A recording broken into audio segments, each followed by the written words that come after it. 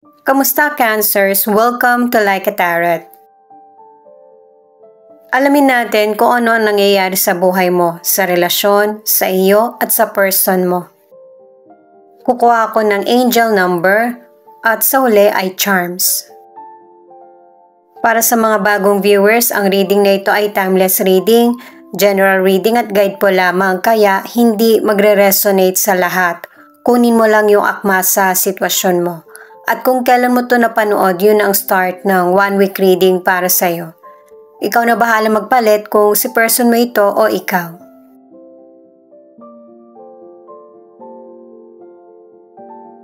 Three of Cups, Three of Pentacles at the Judgment. Ito yung card sa relationship pero hindi lang yun ang ipinapakita. Kundi meron kang sineselebrate sa napili mong desisyon or buhay. At pinapaalala ng mga cards na meron pang mas challenging na darating sa buhay mo. Ano man ang piliin mo, positive man or negative ang maging dating nito sa iyo, ay magbe-benefit ka pa rin. Sa mga challenges na darating sa iyo, bibigyan ka pa rin ng pagkakataon ng universe na para ayusin yung buhay mo or nagawang desisyon. Para sa career, negosyo, financial or personal mong buhay, kapag merong sinasabi yung ibang tao, huwag ka basta magdamdam. Meron talagang laman yung sinasabi nila sa iyo, pero yon ay yung makakabuti sa iyo.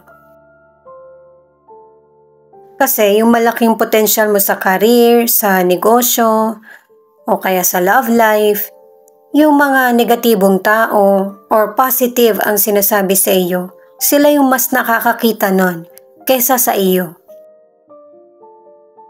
Kung ayaw mo sundin, nasa sa iyo yan, pero makinig ka. Kasi yung pakikinig at saka yung pagkakaroon ng teamwork sa career o kaya negosyo, yan yung magpapaangat sa iyo.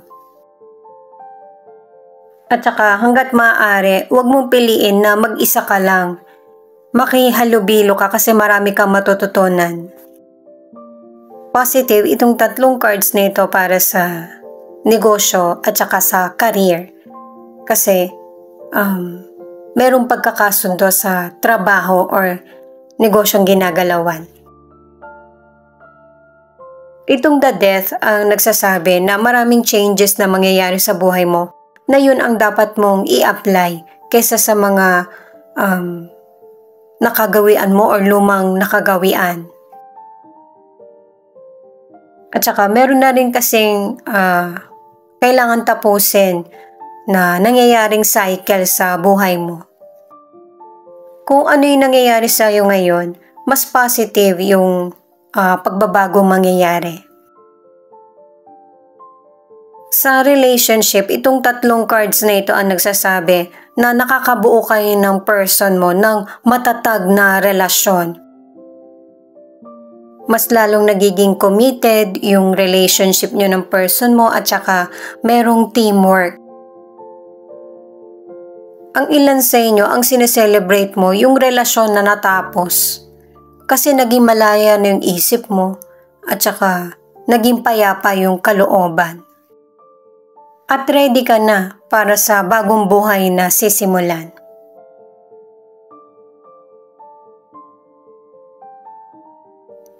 Itong card na ito na transformation, naka-tatlong cards ka na.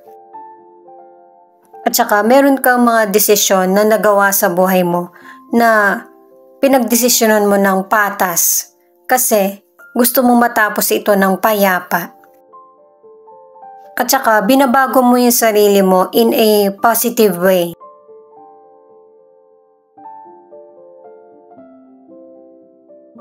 Itong next card na change ang nagpapatunay na ang isa sa binabago mo sa sarili mo ay yung takot. At pangatlong card mo na ito na makihalubilo ka sa kapwa para nakakaya mong ma-adjust yung feelings mo. Kasi mapapractice mo yung pagkontrol sa sarili at saka emosyon. Kung paano makipagkapwa-tao.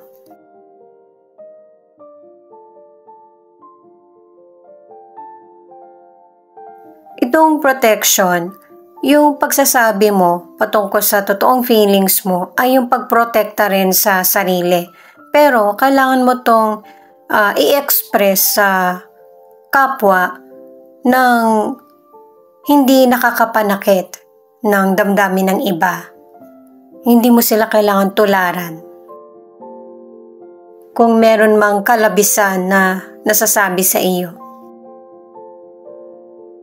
Matuto kang mag-obserba at saka yung patience, mas marami kang ma-achieve kung yun yung paiiralin mo kesa sa pagpupumilit.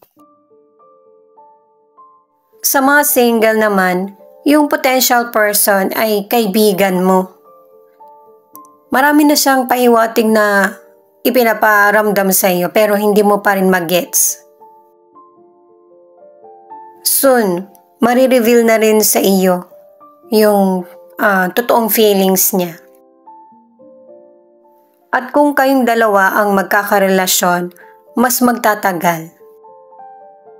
Kasi magkaibigan nga kayo at kinilala ka na ng husto ng palihim ng person. Ace of Cups, Nine of Cups, at Six of Swords. Ito yung cards mo. Pinapakita ng cards mo na totoo ka kung magmahal. Napakabusilak ng puso mo. May mga sitwasyon na hindi mo plinano pero yun yung nangyari at nakabuti sa iyo. Yung mga hindi mo masyadong pinapansin, yun yung mas nagkakaroon ng saysay or buhay. Kesa sa top priorities mo. Nagkaroon na ng healing at saka acceptance.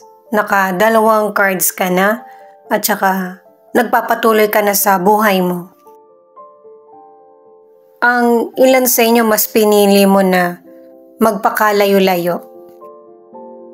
Sa financial, 2 cards na yung nagsasabi na merong increase, promotion, o kaya dahil sa nakikilala ka na magaling kang negosyante, YouTube creator, o kaya influencer ka, merong increase sa kita. Patuloy ito na nagiging maganda yung resulta. At saka, itong pagbabagong mangyayari sa buhay mo, naka-5 cards. Manibago ka man, pero kailangan mong mas lalong i-develop yung skills mo. Sa mga single, di ba merong person na sasabihin na kung ano yung totoong feeling sa iyo. Napaka-pure ng intention niya sa iyo. Pero ikaw, hindi ka magiging ready.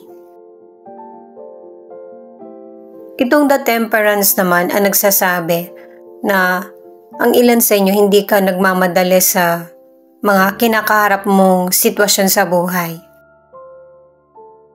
Kasi inaalam mo kung ano yung kaya mong maibigay sa sitwasyon.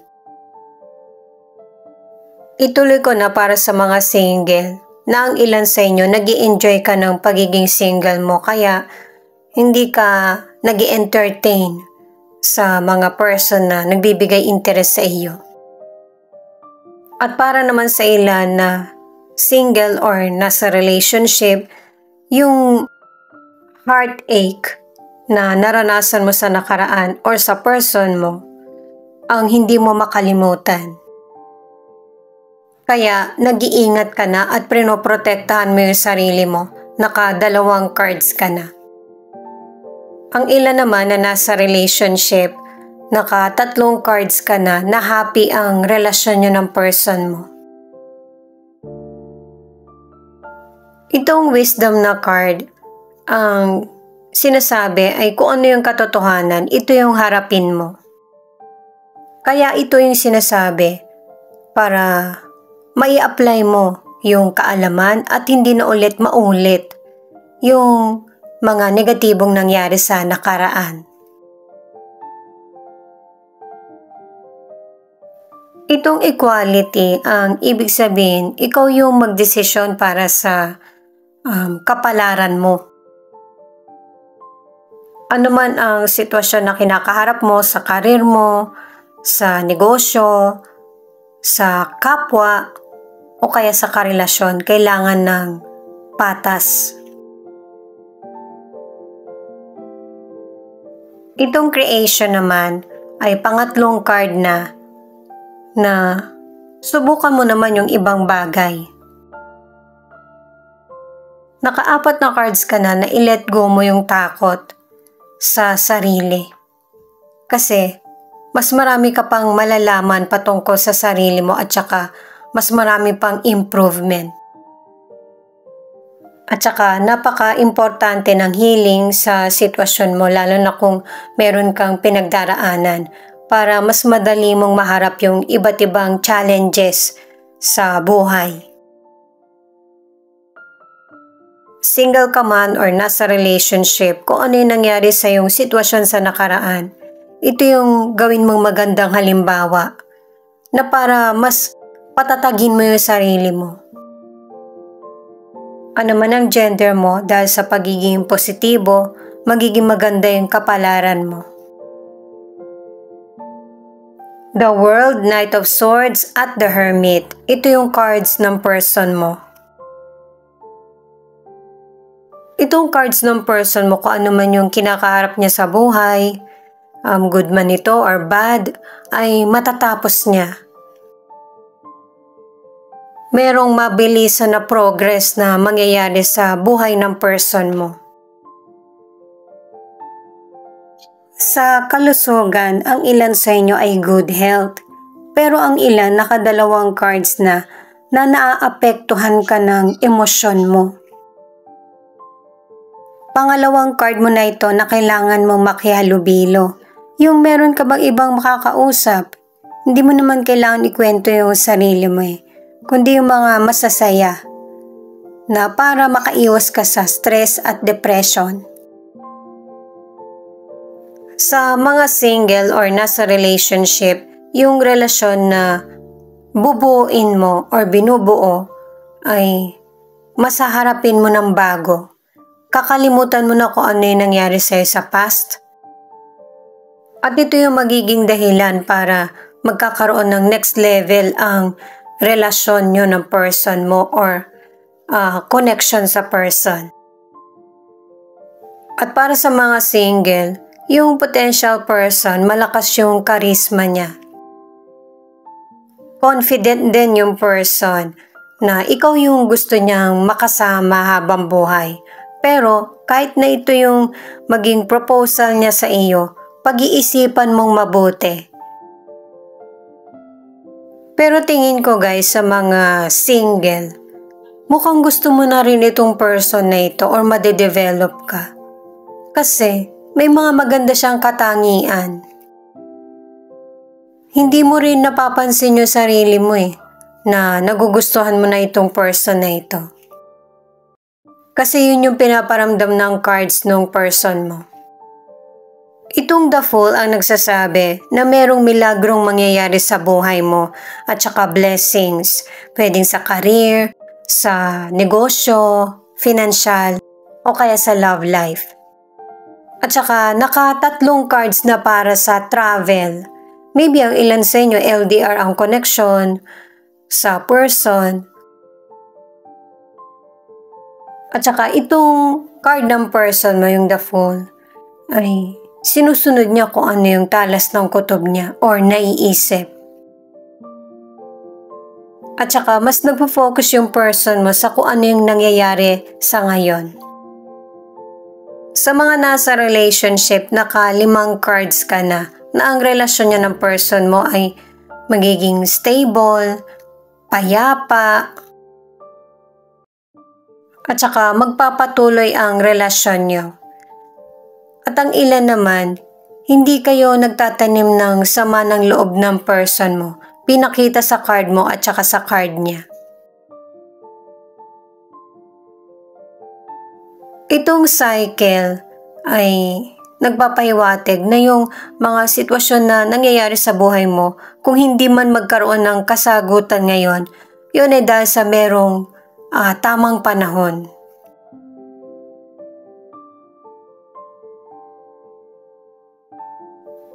Itong companionship naman ay pinapahiwatig na may mga sitwasyon talaga sa buhay natin na meron tayong gusto at saka hindi nagugustuhan.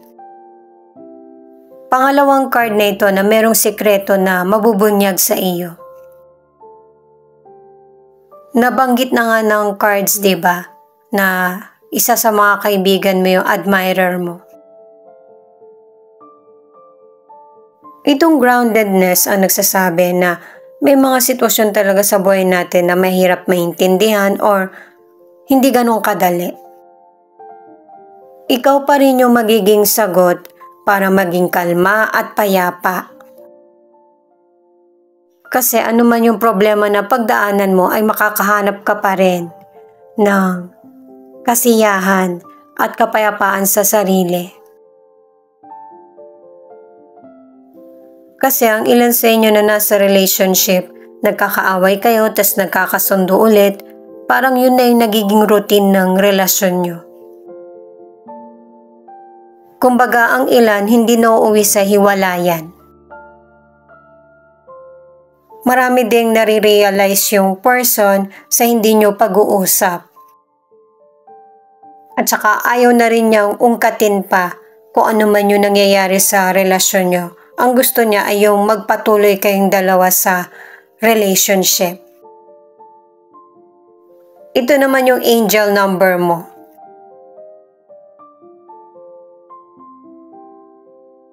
8-1. The number is revealing the onset of harvesting time.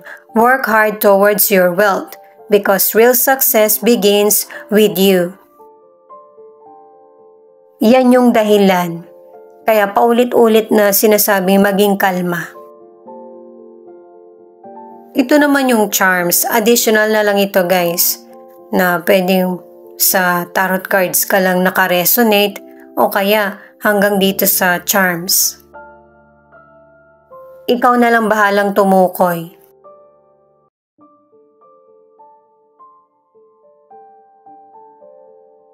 Pisces, Libra, Scorpio, Aquarius. Ang next naman, ikaw na lang yung bahalang tumukoy kung nandito ba yung letra ng pangalan ng person mo.